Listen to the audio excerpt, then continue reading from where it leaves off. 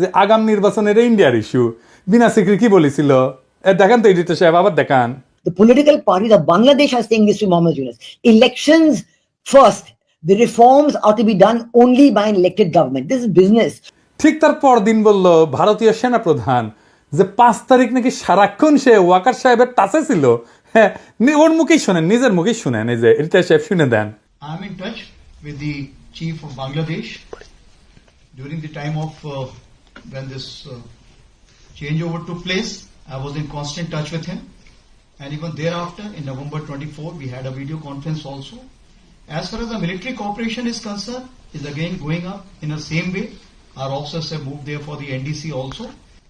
When we talk about the relationship we should talk about when there is an elected government.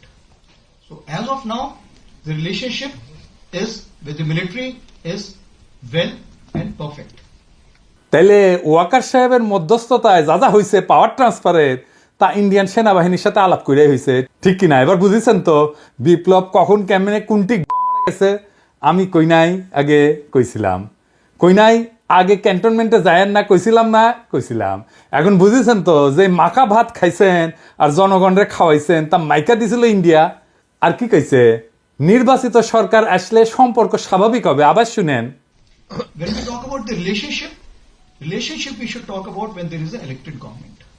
তার মানে বিএনপির সাথে settlement হয়ে গেছে, বিএনপি ক্ষমতাতে আসলে তার আর ডিস্টার্ব দেবে না, তার আগে যত পারা যায় ডিস্টার্ব দেবে, ঠিক কিনা বলেন? এবার আসেন দ্বিতীয় ইস্যু।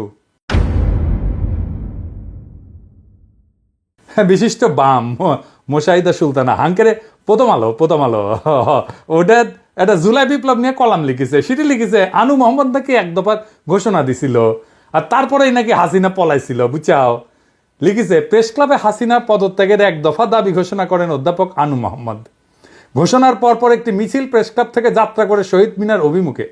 বিগত দিনগুলোর কারফিউর থমথমে পরিবেশকে পেছনে ফেলে এই মিছিলে অংশ নেয় দলমত, শ্রেণী, পেশা, বয়স নির্বিশেষে সব ধরনের মানুষ। হাসিনার পদত্যাগের দাবিতে ঐক্যমত এবং জনসমর্থন সেদিনই দৃশ্যমান হয় জনসমক্ষে। ওরে বাবা, হ্যাঁ আপনারা জানেন এক দফা ঘোষণা করে ছাত্ররা 3রা আগস্ট শহীদ মিনার থেকে। এই যে না এইটা সাহেব গুগলে এক দফার ঘোষণা লিখে সার্চ দেন তো কি কি আসে। দেখেছেন আনু মোহাম্মদের নাম আছে। দ্রোহযাত্রার প্রধান দাবি কি ছিল? দ্রোহযাত্রা দিয়ে একটা সার্চ দেন না এডিটর সাহেব, 24 ঘন্টার মধ্যে সবার মুক্তি। দেখেছেন? হ্যাঁ, সরকারের পদত্যাগ চাইছিল কিন্তু সেটা এক দফা ছিল না, মেলা দফা ছিল তার সাথে। এভাবে ইতিহাস পাল্টায় যায়, বুঝছাও।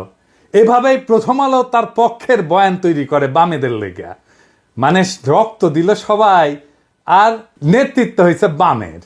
এবার আসেন চট্টগ্রামের ওসি নিজামরে ধোলাই দেওয়ার ঘটনা, বিএনপির প্রতিক্রিয়া নিয়ে একটা কথা কয়ে নি। ওসি নিজাম একজন দুর্বৃত্ত পুলিশ অফিসার ছিল। ওসি নিজামউদ্দিনের মা খালেদা মেম্বার, সভাপতি বাংলাদেশ মহিলা আওয়ামী লীগ বড়ইতলি চকরিয়া। এই যে সিআরপি সালাউদ্দিনের পাশের ছবিটা দেখেন, আর একটা ছবি দেখেন ওসি নিজামের। দেখেছেন বন্দুক ধরে আছে কিংকা করিয়া। তখনও কোতোয়ালি থানার ওসি ইনভেস্টিগেশন। 2014 সালে চট্টগ্রাম বিএনপি পার্টি অফিসের সামনে বিএনপি কর্মীদের বুকে ও বন্দুক ধরেছে নিজের হাতে। দেখেছেন? ওরা কিছুই করা হয়নি, ধরে থানার দেওয়া হয়েছে। টানাটানির সময় জামা ছিঁড়িছে। থানার দেওয়া হয়েছে কেন? কারণ ওই ওসি নিজাম হৃদয় তারুয়ার মামলার আসামি যে শহীদদের, কিন্তু ধরে দেওয়ার পর দেখা গেল তার নামে পুলিশ মামলা থেকে বাদ দিয়ে দিছে। দেখেছেন? বাদীকে না জানায় মামলা থেকে নাম বাদ দেওয়া যায় না, বাদীকে জানানোই হয় নাই। এই মামলার তদন্তকারী কর্মকর্তাকে আমি জানবার চাই, আমারে নাম দিবেন, ওর তদন্ত আমি আর আন্দাই দিব। এই নিজামরে ধরিছে শহীদুল ইসলাম শহীদ নামে স্বেচ্ছাসেবক দলের নেতা এক বীর যুবক। আমার স্যালুট তারে দল থেকে বহিষ্কার করে দিছে। কেন? 2টা কারণে। দুর্নীতির দায় সাজাপ্রাপ্ত মীর নাসিরের ছেলে মীর হেলাল ছেলেটার বিরুদ্ধে অবস্থান নিছে। দেখেন নেতা তারেক রহমান সাহেবের বক্তৃতা দেন এত পরিষ্কার ভাবে বোঝানোর পরে যারা না বুঝার ভান করার ইতারা দায় দায়িত্ব তো দল লইত কিলে দুষ্ট গুরুত্ব শূন্য গোয়াল বহুত বেটার। আর পুলিশ অ্যাসোসিয়েশন বিবৃতি দিছে খুনি নিজামের জন্য ওদের মনে নাকি গভীর সমবেদনা তৈরি হয়েছে। হারাম জাদা, হাজারের উপরে ছাত্র জনতারে পাখির মতো গুলি করে মাইরা ফেলাইছো, 25,000 ছাত্র জনতাকে চিরজীবনের জন্য পঙ্গু করে দিছো। ঠোলার আচ্ছা ঠোলা তোর হৃদয় আছে মাদার। ওই শহীদুল কি বলতেছে শোনেন, যে আমার ছেলে দেখতে দেশ নাই। শোনান এডিটর সাহেব। আমি আমার বাচ্চা দেখতে পারি নাই, আমি আমার বাচ্চার এদিকে আয়। এ হচ্ছে হোসেন আদম শাহাদাত ভাইকে যে লাঞ্ছিত করেছিল, আমাদেরকে লাঞ্ছিত করেছিল।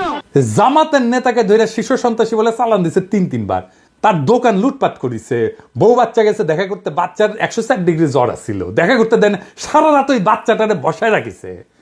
আলিয়া মাদ্রাসা ক্লাস 8-এর ছাত্রের ধরে নিয়ে গেছে, পরীক্ষা দিছে বাচ্চাটা জেল থেকে। এখন ঠোলা অ্যাসোসিয়েশনে হৃদয় বাইরে হয়েছে শালা, 14 জেনারেশনের জাউরা শালা। বিএনপি ভাবিছে ঠোলা দিয়ে ইলেকশন করাবি, তাই পুলিশের গেছে বিএনপি।